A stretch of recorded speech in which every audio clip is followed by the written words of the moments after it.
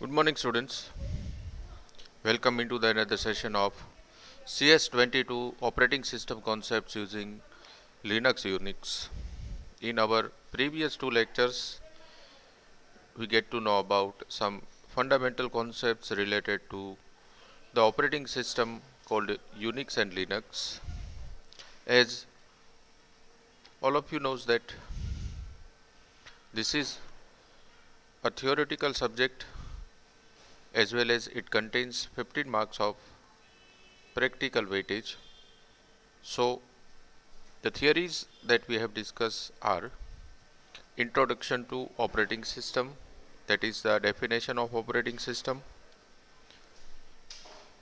then various types of operating system functions like memory management, process management, device management, file management, input output management, security control, job accounting, error detection codes, and coordination between the software and hardware for users. Apart from all these functionalities, lastly we have completed with memory management. As basically there are two types of memory called primary and the secondary memory. Whenever the operating system gets started, which is called as booting process, in that there is a major role of primary memory. Primary memory is also called as a temporary memory. That means till the system is started, the information gets stored inside the primary memory, which can be shifted to store it permanently into the secondary storage device. This primary memory is allocated and deallocated automatically by the central processing unit, which is in short called as memory management. Memory management is used for handling multiple users and their requests, and the responses which is generated by the central processing unit. Even once this request gets satisfactorily completed, it should be get deallocated by the respective resources of the system for the reusability purpose. This entire scenario in our subject is called as memory management. After that, the newer concept which we are going to introduce in today's session is process management. It is equally important like a memory management. Into the system, there are variety of processes get handled by the central processing unit. Processes are basically divided into the three categories, that is microprocess, mini process and major process. These three types of different processes handles by the component called central processing unit. So we can say that central processing unit is the heart of entire system. Now there is a clear cut bifurcation between these three types of processes: mini, micro and major. Microprocesses means all these three depends on its life cycle. Microprocess, mini process and major process depends on the life cycle. Microprocess means its life cycle is very short. For some moment of the time, the process get started and then it gets over called microprocess. Mini process and its life cycle executes for more period of time.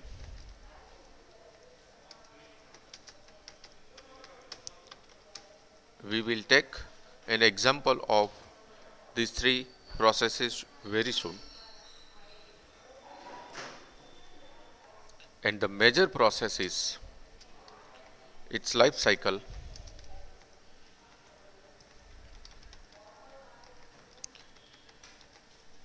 is active till the system is on. That is called as major process. Again, I am repeating my words. First, here we are trying to justify the word called process.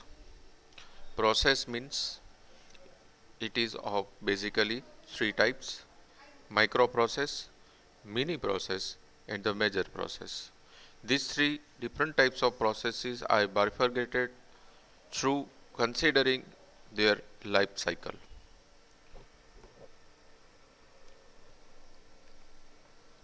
Microprocess and its life cycle is very short.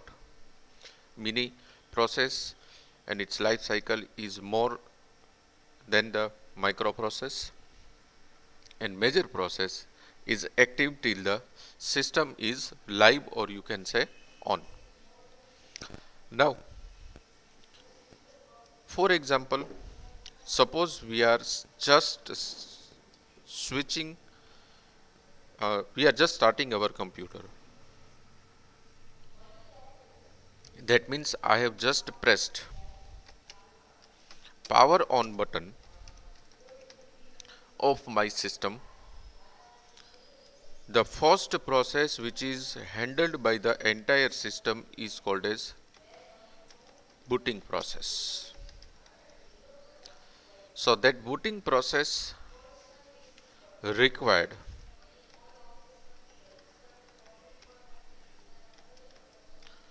allocation of primary memory for executing its first task, where you can see that whenever you press the power on button, there is a blinking light in every devices, which actually checks that the device works properly or not. That process is called as microprocess as far as the operating system is concerned. Once the every devices has been checked by this short process, they actually returns the response that I am ready to accept any type of request. And if everything goes proper, then the next phase of loading the booting process gets started, which is called as loader loading, in which operating system gets loaded over the screen through the central processing unit. Once everything works properly into the booting process, the system automatically shifted from microprocess to mini process. That means once the system gets loaded properly, operating system gets loaded properly, and you are able to see your desktop screen with different icons, microprocess gets over. The resources which is occupied by that particular microprocesses get released automatically by the central processing unit, and it is converted from microprocess to mini process. Now, in a mini process, what happens if you have set any startup services into the taskbar, then it will get executed automatically. As you can see in my system, there are various icons are situated on a very right lower part of the system, where many applications get executed simultaneously. If I terminate any of the application, if I get exit from any of the application, entire process of operating system gets not disturbed. That is called as mini process. That means if you want to access that application, you can, and if you want to quit, then it's okay, no problem. The entire operating system works properly. It doesn't disturb the entire sequence of operating system. Then the last one is major processing. Major processing means as the computer gets started, desktop get loaded, and it is still as it is onto the screen till you not select the shutdown option from the entire system, from the login option. That is called as major process. That means, say for example, right now my operating system is handling three different tasks. Actually, more than three tasks, but I would like to convey the three different tasks. First, you can see this notepad. Behind that, there is a PowerPoint presentation, and if I minimize all these things, behind that there is a working of operating system is going on. So right now, three different tasks is handled by the operating system, which you can see. Many tasks is handled by the operating system right now, but I would like to say about three only yet. One is notepad, which is on the front, and then after a PowerPoint presentation, and then after, if I minimize both of these two, there is an operating system. So it is called as multitasking, multiprocessing handling. So our operating system justifies the two previous word called multitasking and multiprocessing. If I type something in this notepad, then it will not disturb the background process where the PowerPoint presentation gets executed. Is it possible by you to handle such type of activity by making the projects? If yes, you can do it. As previously discussed, our Indian statutory doesn't contains pure Indian operating system. We are using all the operating system which is made by the out of India companies. So can't we take an initiative for creating our own operating system? If the answer comes yes, then this is the research topic which I would like to share with all the students and all the listeners if they are listening my videos. Anyways, we will not discuss more about this yet. Let's continue with our topic. So, into the process management, this process management is actually handled by the one component of operating system which is called as process scheduling. What is the task of process scheduling? As the name is suggested, process scheduling schedules the every type of processes in a sequence in which CPU get executed one by one or parallelly for the users. That is called as process scheduling. It is a one type of timetable which is handled by generally the college for taking the various lectures. Parallelly in a separate classes, separate subjects gets executed by the different faculties. It is called as scheduling. So same type of thing can also be done into the central processing unit for handling the various types of processes. That means memory management, which is the previous component, and the process management which we are discussing right now, works together for executing a single process, which might be micro process, mini process, and the major process. Then the question suddenly came in my mind that who decides that this is the micro process, this is the major process, and this is the mini process. So it should be decided by the central processing unit itself. Depends on to the instruction set which is given by the user as a request for accessing the resources or internal resources of the system. So again, I am not going in depth into the discussion of this entire thing, but process management is handled by process scheduling, where every processes get scheduled as per the resources that they have occupied. Now, thousands and millions of mini micro major processes get evaluated by the central processing unit that should be controlled. So that should be controlled using another component which is available into the process management, that is called as traffic controller. Generally, Or you might have faced one problem that sometimes your system gets stuck. That means there is no movement of mouse cursor, there is no movement of any.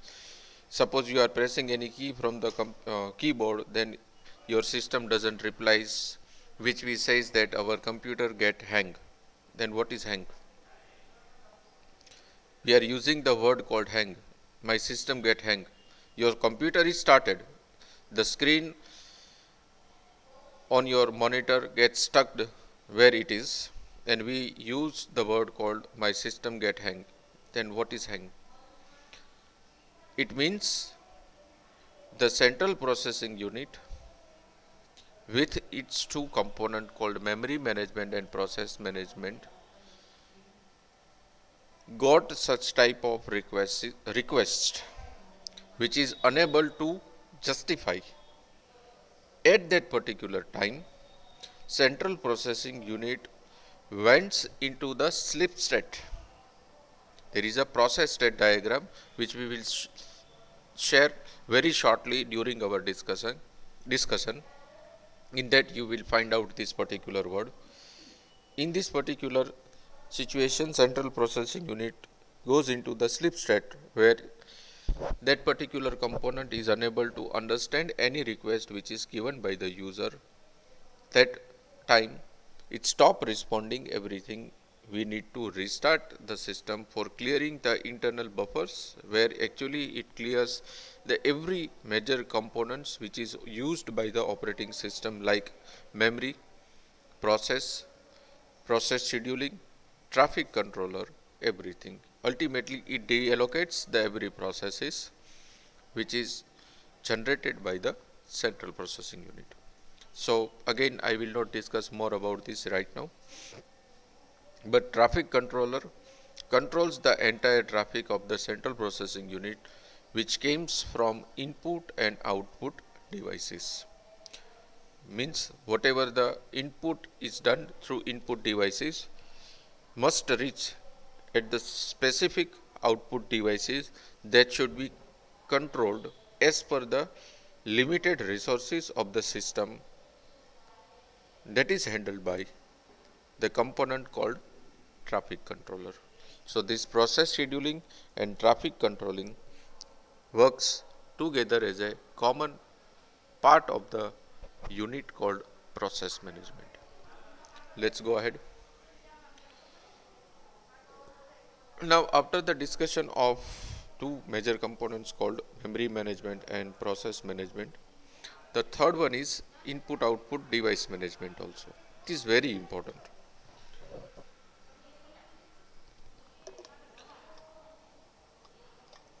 How can we justify this functionality of OS? An operating system manage the device communication via their respective drivers. Driver means what? Actually, it is a one type of software which get installed in older system manually and the automatically into the latest operating systems like Windows 10 or in future higher. What is the functionality of these drivers? Clear one thing first. Drivers is not an hardware, it's a software sequence which is given into the operating system for making the bridge between the device and the central processing unit. That means once you attach the external hardware to the system, which is unknown for the entire computer, to make it known, the driver get installed manually or automatically in older system and in a newer system. Again, I will not go in depth for that, even it contains one more lecture.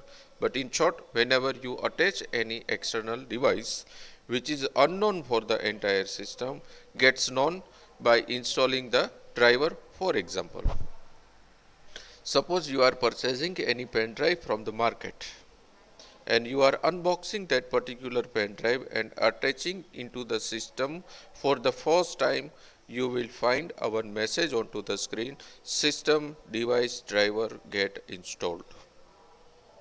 Once it is installed for the second time, suppose you are attaching the same pen drive into the same system, driver will not get installed. Automatically your pen drive get detected and you can see into the my computer automatically.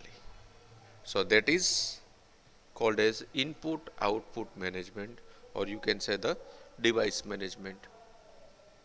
Now this is done by one of the major component, again a major component of the operating system called input output controller, where we can find the input output controller. The input output controller are founded into the manage, and in the manage we'll find it into the device manager. Let me open it.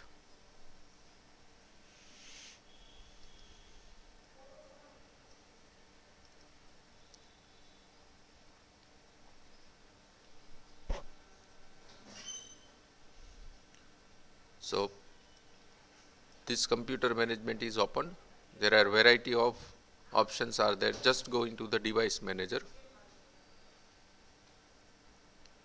Once the device manager opens, all the devices which is get attached with the system, you will see over here. If some of your device is not working properly, then you can see it over here. Right now some PCI devices is not properly configured in my system also. So I can see over here, where if you right click on that particular option, there is an option of update driver software, and even into the properties directly you can update the drivers.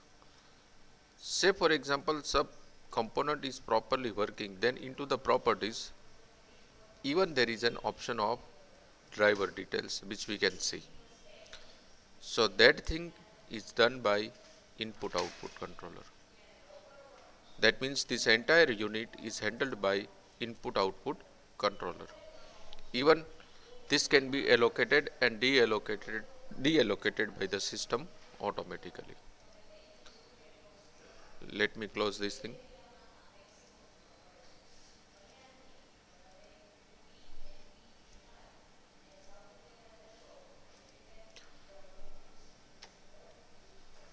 Then after the input output, or you can say device management, there is a file management. Operating system is not only just to start the computer, even it is used to manage the user's data also. Again I am repeating my words. Operating system is not only just to start the computer, but it is also used to manage the user's data. That means once the operating system get installed as a system software into the computer, it can manage the various types of drives. That means suppose you click on this PC. In my computer I have 4 different drives like C drive, D drive, E drive, F drive.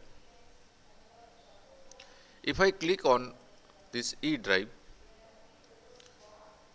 right click on new and creates a temp folder, or you can say the OS folder. Then I close this my computer. Again I reopen it, go into the E, and even I can see that OS on the same position where I have created. So this is done by file management. That doesn't mean it only creates the folder, but it can create the file inside that particular folder and for multiple folders and multiple files also, with the mode of permissions like read mode, write mode and append mode. In append mode, append means user can change any information in their respective folders. So this is done using the component called file system.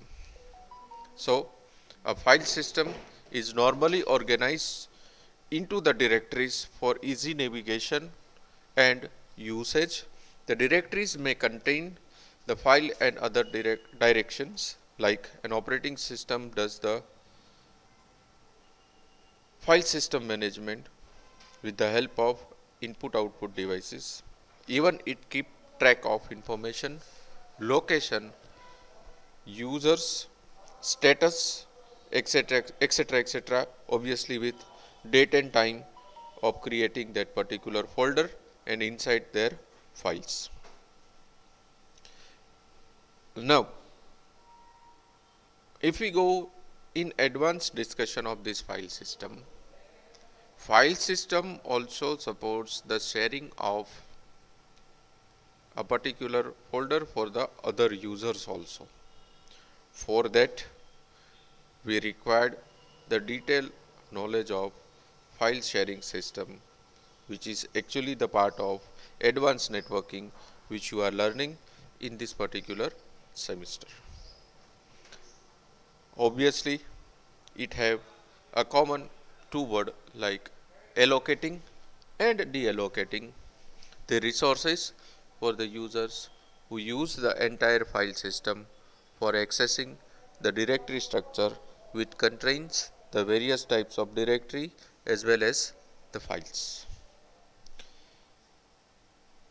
So this was all about file management. In today's discussion, we have tried to get some basic knowledge about process management, input output management, or you can say the device management, with the third option called file management. In our next lecture, we will not repeat the topics which we have already discussed, as this is the second lecture of my subject. Just to get connected with the subject, I have taken the repetition of the first topic. Even I have used the 5 to 10 minutes for the discussion of same. But from the next lecture, we'll go for the future topics only. We'll go for the further topics only. So in next lecture, we'll discuss about other important activities which is handled by the operating system while they get executed. Thank you very much, students, for listening me, and have a nice day.